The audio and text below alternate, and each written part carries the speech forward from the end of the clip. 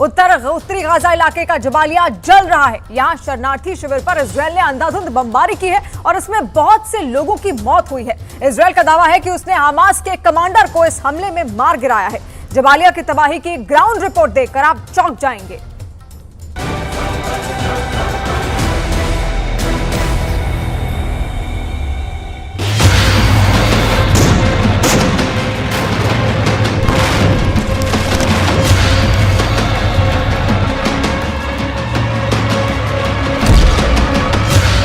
Jabalia, जलता Jabalia, जल गया जबालिया कैंप।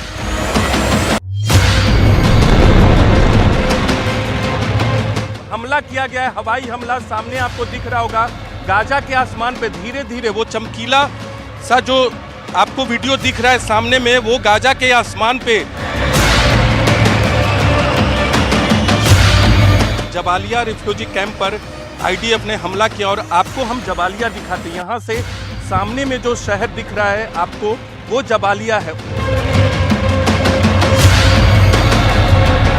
15 मिनट से लगातार हमले हो रहे हैं और आवाज हमें लगातार आ रही है। और जैसे जैसे हमला रुकता है, जो पूरा शहर है वो हमें दिखने लगता है।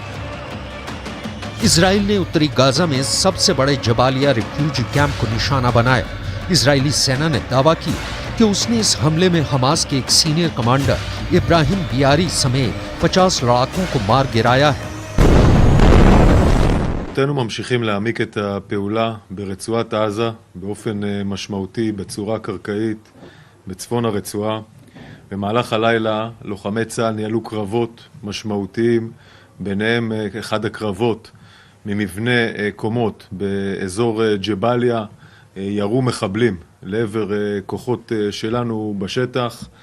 המבנה הזה, כמו מקומות רבים נוספים, מחבלי חמאס משתמשים בהם כמקלט. במקרה הזה מדובר במכוון. जबालिया क्षेत्र में मौजूद शरणार्थी शिविर करीब 1.4 स्क्वायर किलोमीटर में फैला है। हमले से पहले यहां करीब 1,16,000 लोगों ने पनाह ले रखी थी। जबालिया पर इजराइल युद्ध का अब तक का सबसे बड़ा हमला हुआ है। इजराइल का दो टूक जवाब है। रिफ्यूजी कैंप पर हमला इसलिए कि हमास के आतंकी कैंप को ह्यूमन शील्ड की तरह इस्तेमाल कर रहे हैं। शरणार्थी शिविर में हमास के आतंकी इसलिए छिपे हैं क्योंकि उन्हें लगा कि इजराइल जबालिया पर इस तरह का हमला नहीं करेगा। इजराइल ने एक एक हमास के आतंकी का सर्वनाश करने तक युद्ध जारी रखने की कसम खाई है। नतीजा सामने है। जबालिया अपने भाग्य पर आठों पहर आंसू बहा रहा है।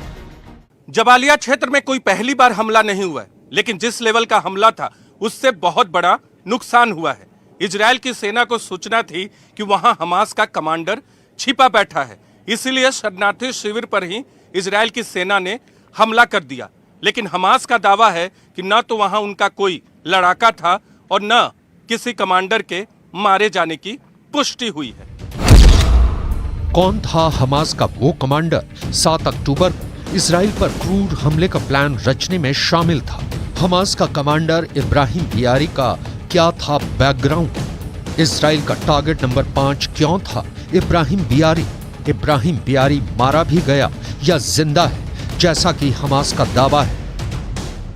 इजरायली सेना का दावा है कि उसके सैनिकों ने अब तक हमास के 11,000 ठिकाने तबाह किए हैं। סינואר וכל בכירי חמאס מנסים לייצר תמונה של עזה הרוסה ועזתים הרוגים באשמת ישראל ואשמת צה"ל. הם לא יצליחו להסתיר את האשמים האמיתיים, הם עצמם שהמיתו אסון על עזה.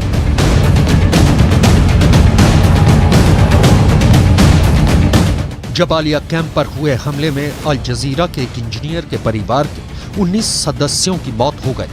हमास का आरोप है कि इजराइल की सेना ने किसी आतंकी को मारने के लिए नहीं बल्कि सिविलियन को सीधा निशाना बनाया ताकि लोग जगह छोड़कर भागे और वहां इजरायली सेना का कब्जा हो जाए। जाहिर तौर पर इजराइल इस वक्त जिन ठिकानों को जलाकर खाक कर देता है वहां इजरायली झंडा फहराया जाता है।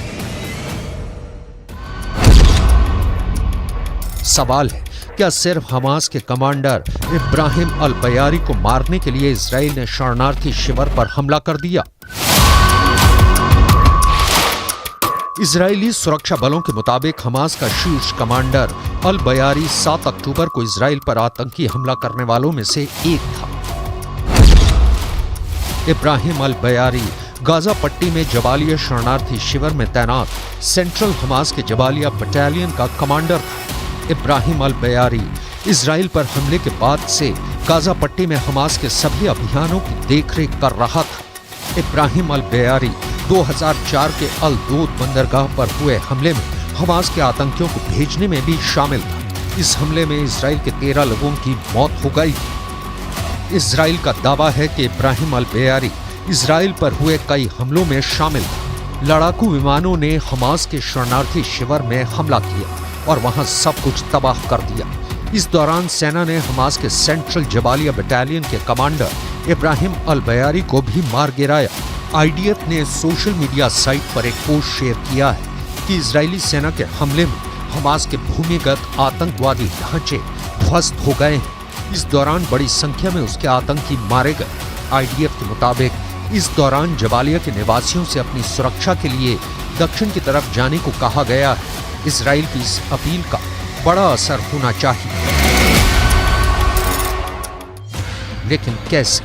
लोग कहां जाएंगे इतनी जल्दी? उन्हें कौन ठौर देगा? अरब देशों के फिलिस्तीनियों को बचाने के वादे गाजा के गर्द में मिल गए हैं। गाजा के 20 लाख लोग एक साथ कहां गायब हो जाएंगे? इस बड़े सवाल का बहुत छोटा सा जवाब मिस्र के बॉर्डर राफा से आया है।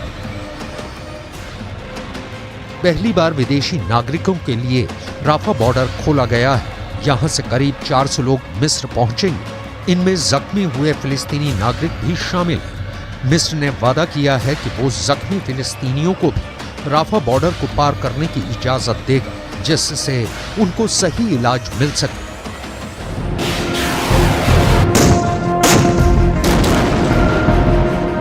गाजा की जलती जमीन पर राफा की कोशिश बूंद भर भी नहीं है। यहां खाना नहीं है, पानी नहीं है, लोग भूखे हैं, प्यासे हैं, बिजली नहीं है। रात होते ही गाजा अंधेरे में डूब जाता है। इंटरनेट बंद है। लोगों को उस हिस्से जिसे दुनिया कहते हैं, इन लोगों से गाजा के लोगों का कनेक्शन कट गया है। उम्मीद की धुंधली सी भी किरण नहीं दिखती सीज फायर की। अरब देशों ने गाजा पट्टी को उसकी किस्मत पर छोड़ दिया है।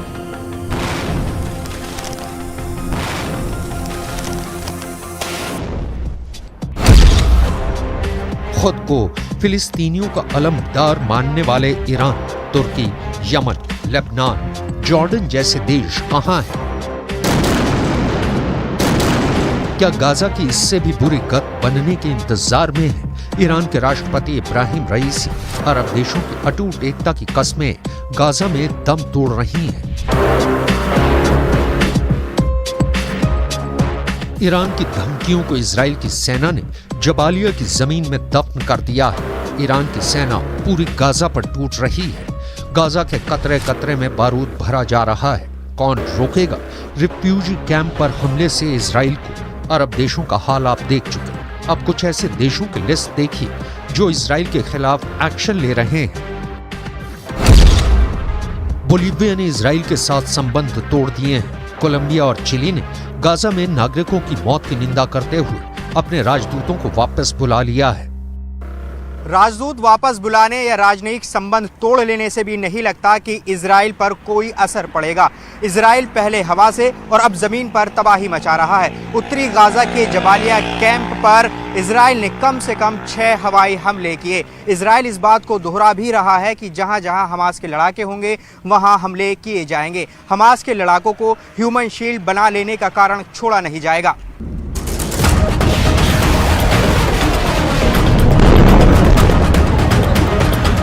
अमेरिकी विदेश मंत्री एंटनी ब्लिंकन 3 नवंबर को फिर से इजराइल दौरे पर जाएंगे। अमेरिका बार बार ये बता रहा है कि वो इजराइल के एक्शन के साथ चट्टानी मजबूती के साथ खड़ा है। इजराइल ने इस बीच कुछ नरमी दिखाई है तो वो अमेरिका के कहने पर ही इजराइल हर रोज 100 ट्रकों को गाजा जाने की मंजूरी देगा ताकि आम लोगों को राहत सामग्री मिल सके। ये राहत सामग्री गाजा के लोगों के लिए ऊंट के मुंह में जीरे के समान है। लेकिन गनीमत है कि इतनी भी मिल रही है, वरना इजराइल के इरादे और अमेरिका का इजराइल के साथ दोनों बता रहे हैं कि गाजा का संपूर्ण अंत होना निश्चित है। न्यूयॉर्क टाइम्स के मुताबिक इजराइल में मौजूद अमेरिकी कमांडो गाजा में बंधकों की लोकेशन पता करने की कोशिश कर रहे हैं। बंधकों की रिहाई में इजराइल कामयाब हुआ तो भी हमले शायद ही रोके, क्योंकि अब इजराइल विश्व संस्थानों के पार खड़ा अपनी लकीर खींचता दिख रहा है हमास के सर्वनाश का।